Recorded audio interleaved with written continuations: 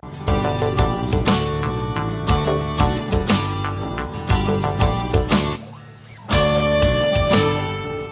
última obra es La edad de la pantalla. Es un libro publicado hace año y medio en Lima por mi universidad, a partir de una investigación realizada en 3 ciudades del Perú, del interior del país, para ver cuál es la relación de los adolescentes, fundamentalmente, en el acceso, el uso y los vínculos que se establecen en el uso de Internet. Eso es fundamentalmente, digamos, la investigación, el libro, aunque también busca incidir en lo que viene ocurriendo en las escuelas, con los maestros y, en cierta medida, también con los padres de familia.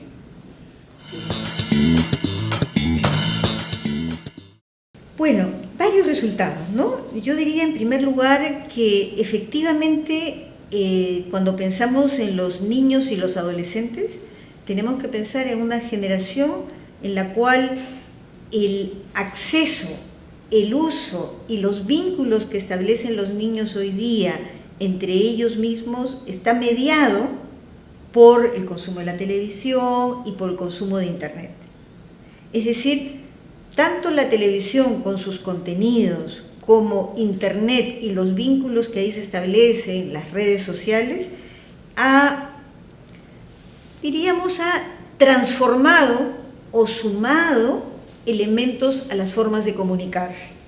Pero también es clarísimo que en el caso particular de Internet no es una tecnología solamente, es fundamentalmente una forma de comunicación.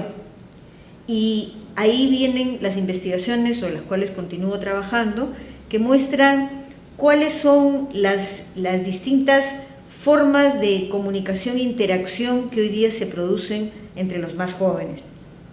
El otro elemento, por lo tanto, es que se ha producido una fractura generacional importante entre los niños y adolescentes y su mirada del mundo mucho más intuitiva, y los padres y los maestros, que tienen una mirada y un concepto mucho más deductivo, mucho más argumentativo respecto a la mirada al mundo. Creo que los niños también están hoy día, los niños y adolescentes, mucho más dispuestos y seguros de la posibilidad de mostrarse, mostrar sus identidades, jugar, entre comillas, con esas identidades, desarrollar sus propias formas de acceso al saber y al conocimiento, que es otro cambio importante que creo que se viene produciendo.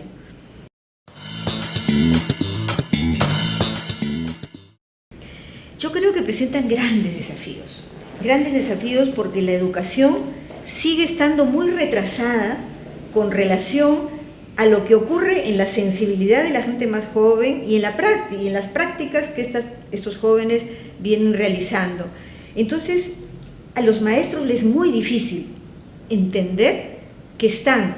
frente a un grupo, frente a un público, frente a sujetos que tienen su propia historia, su propia cultura, sus propios intereses y su propia sensibilidad, que buscan contrastar con el maestro, no simplemente convertirse en personajes que van a recibir, de acuerdo al modelo transmisivo, aquello que el maestro quiere darles.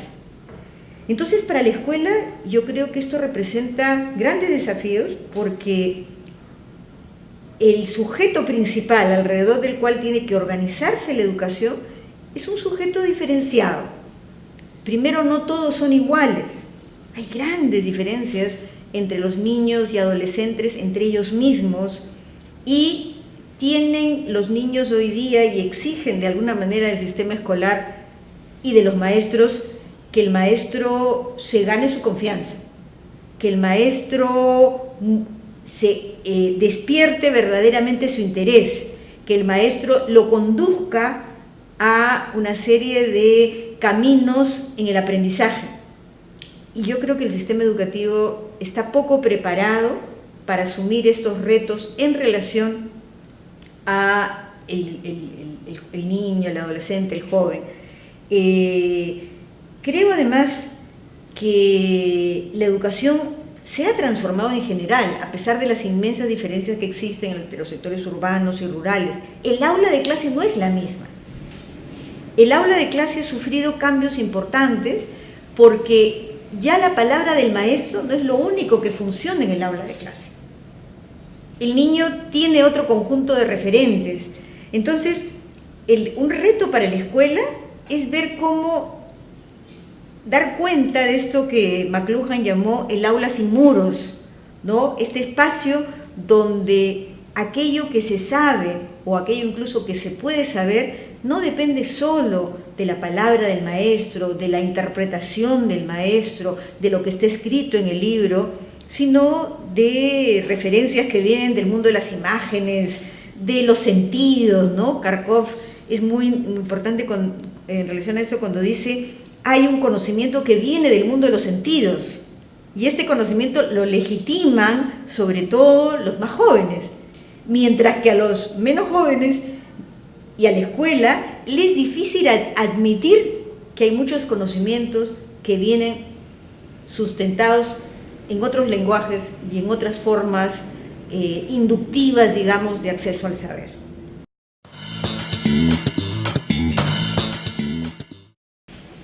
Nosotros estamos muy interesados en desarrollar investigaciones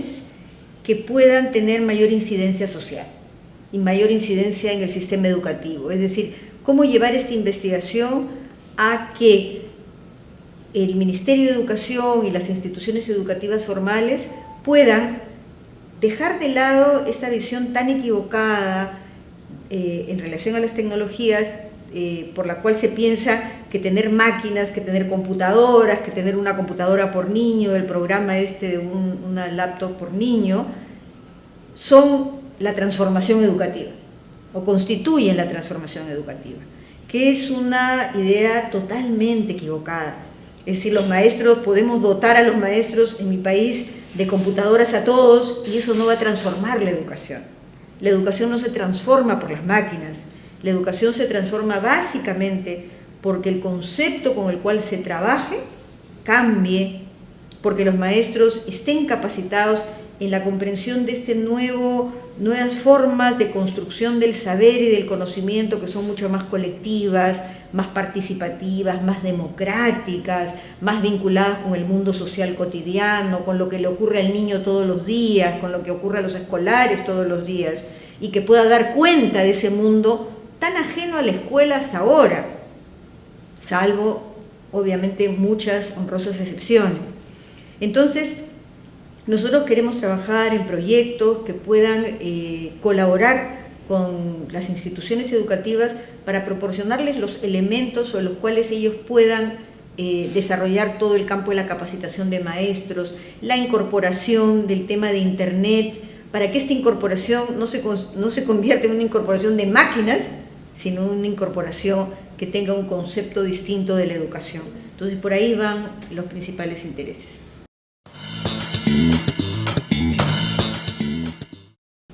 Absolutamente, es decir, yo conozco muy bien el concepto con el cual ustedes trabajan y creo que coincidimos en ello. En el Perú esto está mucho más atrasado, efectivamente, pero creemos que nuestro rol desde la universidad, porque en el caso peruano creo que muchos coincidimos en afirmar que el cambio educativo no va a venir de adentro, sino viene un poco de afuera, de fuera, ¿no? De aquellos que ayuden a pensar un poco lo que está pasando, y hay bastante sensibilidad sobre esto en este momento. Entonces, creemos que sí, que es posible desarrollar una corriente, porque no es casual que hoy día la preocupación de los, digamos, de los sectores de opinión en el país destaquen cada vez más la importancia de la comunicación. Antes la comunicación era un tema siempre accesorio,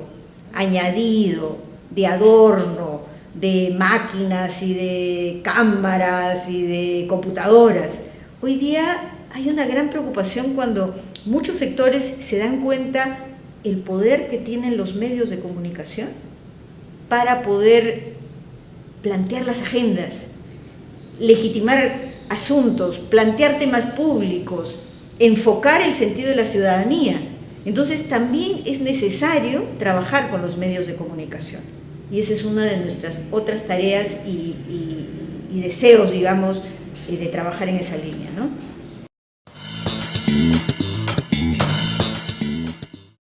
Que hay una historia, llamémosla así, del campo académico, ¿no? Incluso del campo profesional de la comunicación y la educación, que se ha ido construyendo a veces desordenadamente, pero yo creo que con gran intuición en América Latina. Y lo interesante de la propuesta latinoamericana, a diferencia incluso de otras propuestas, de unas propuestas europeas o norteamericanas, es una propuesta que desde el campo teórico incluso ha priorizado, por ejemplo, el vínculo de los más jóvenes con los medios tradicionales y actuales a través del campo de los afectos, de las emociones, de las imágenes, y no solamente de la manera racional como se podía dar la vinculación con los medios, análisis de contenidos, análisis semiótico, no, ha sido mucho más entender qué está pasando un poco en el alma, el corazón y el intelecto, ¿no? Razón y emoción, pensar y sentir, para poder incursionar, digamos, en propuestas en las cuales la creatividad sea un componente importantísimo de la expresión de los más jóvenes. Entonces, hay un campo, hay una tradición latinoamericana,